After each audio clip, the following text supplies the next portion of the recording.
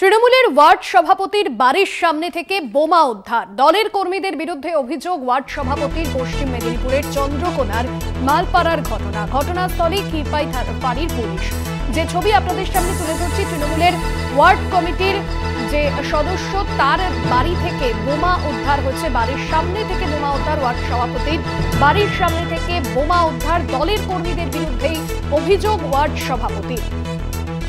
আবারও কোথাও গিয়ে তৃণমূলের অন্দরের দ্বন্দ্ব সামনে আসছে এবং পশ্চিম মেদিনীপুরের চন্দ্রকোনার মালপাড়ার ঘটনাস্থলে ইতিমধ্যেই ক্ষীরপাই ফাঁড়ির পুলিশ। কে বা কারা এই বোমা রেখে গিয়েছে তা নিয়ে ইতিমধ্যে কিন্তু প্রশ্ন উঠছে। মধুসূদন ভট্টাচার্য রয়েছেন ফোন লাইনে।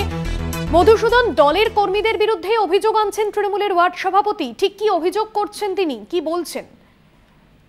দেখো, বাস্তবে একেবারে কিন্তু তৃণমূলের যে ওই যে ওয়ার্ড সভাপতি, সেই ওয়ার্ড সভাপতির বাড়ির সামনেই রাখা রয়েছে বোম। আর সেই বোম দেখে কিন্তু যথেষ্ট আতঙ্কের সৃষ্টি হয়েছে।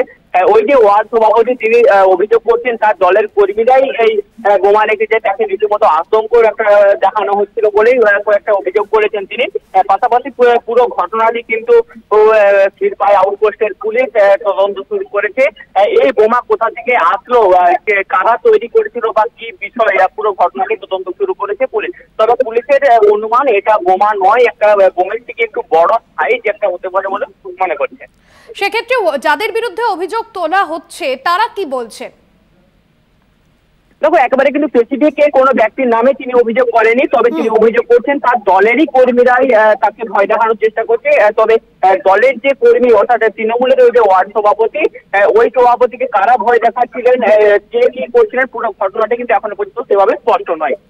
একদমই ধন্যবাদ জানাবো। মধুসূদন ভট্টাচার্য আমাদের প্রতিনিধি ছিলেন ফোন লাইনে।